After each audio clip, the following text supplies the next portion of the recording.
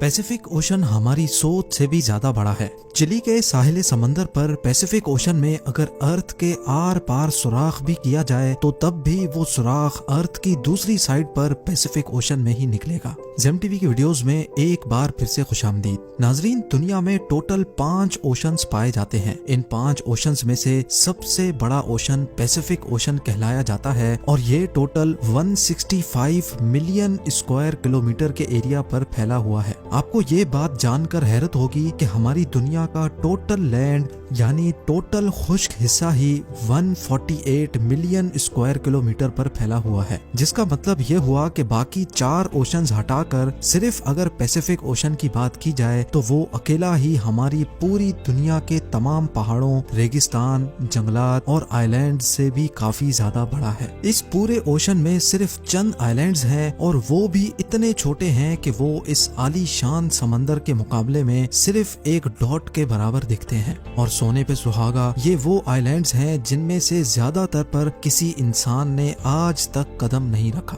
यानी कुल मिलाकर बात की जाए तो अगर कोई शख्स इस पैसिफिक ओशन में गुम हो जाए तो उसको ढूंढने का चांस लगभग ना होने के बराबर है। लेकिन आज आप एक ऐसे इंसान की रियल स्टोरी जानेंगे जो अपनी छोटी सी बोट पर इस पैसिफिक ओशन में गुम गया था, और वो भी सिर्फ 10 या 15 दिनों तक नहीं बल्कि पूरे 438 डेज तक। जी हाँ, इस शख्स ने एक्सीडेंटली एक ऐसा वर्ल्ड रिकॉर्ड बना लिया था जिसको शायद कोई चाहते हुए भी तोड़ना पसंद नहीं करेगा। समंदर में अकेले सबसे ज्यादा वक्त गुजारने का ये वर्ल्ड रिकॉर्ड जोज सेल्वडर एल्वरिंगा नामी एक शख्स ने बनाया था, जिसने समंदर में पूरे 438 दिन गुजारे और वो भी सिर्फ 7 फुट की छोटी सी बोट पर। लेकिन सवाल ये है कि आखिर 14 महीनों तक खौफनाक समंदर में ये अकेला जिंदा कैसे रहा। लेकिन इससे पहले हम ये जानेंगे कि ये समंदर में गया क्यों था।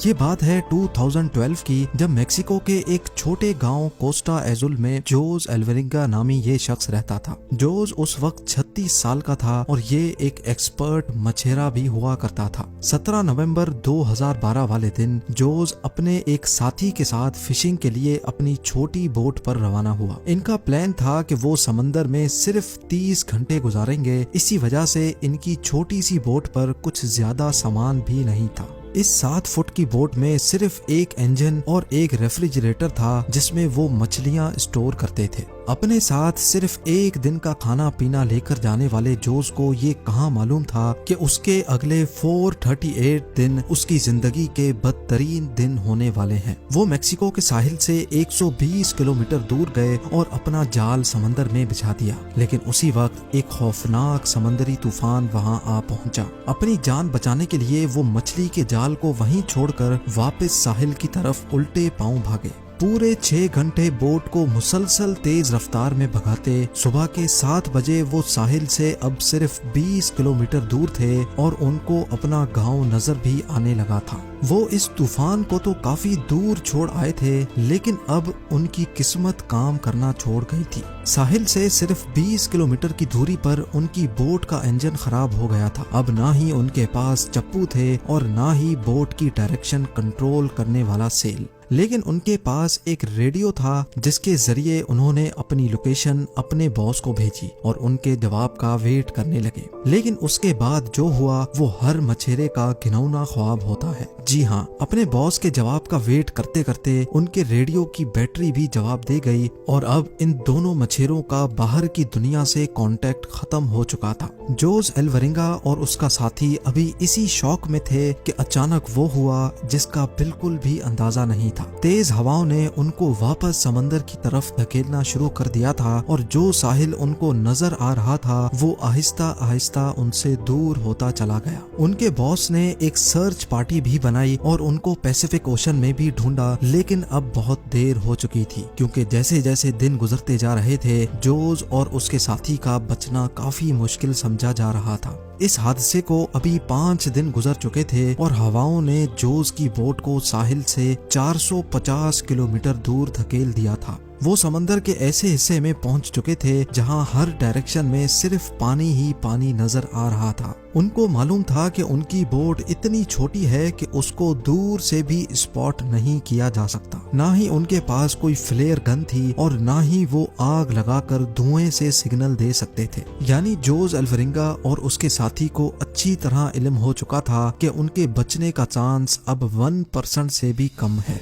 जो खाना पीना वो साथ लाए थे वो पहले ही खत्म हो चुका था, इसीलिए अब पेट भरने के लिए उन्होंने अपने हाथों से ही उन परिंदों को पकड़ना शुरू कर दिया जो उनकी बोट पर आकर बैठते थे, या फिर बोट के आसपास मौजूद मछलियों को पकड़कर कच्चा खाने लगे। समंदर का खारा पानी पीने से इंसान की मौत हो सकती है, इसी वजह से उन्होंने बारिश का पानी समंदर में तैरने वाली प्लास्टिक बोतल्स में जमा करके पीना शुरू किया। लेकिन जब बारिश कई दिनों तक नहीं पड़ती थी तब वो अपनी प्यास बुझाने के लिए मछलियों और टर्टल्स का खून पीते थे, और वो भी तब जब वो उनको पकड़ने में कामयाब होते थे।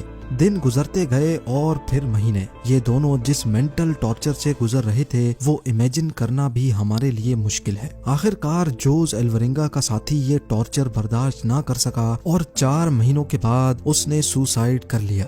अब इस छोटी सी बोट पर बात करने के लिए भी जोस के पास कोई नहीं था और वो चारों तरफ घिरे इस समंदर में अकेला जिंदगी गुजारने लगा। मैप में देखा जाए तो एक अंदाजे के मुताबिक अब जोस पैसिफिक ओशन के इस हिस्से में मौजूद था और ये दुनिया का खामोश तरीन हिस्सा माना जाता है। हत्ता के यहाँ से कार्गो शिप्स भी कभी कभार गुजरती हैं।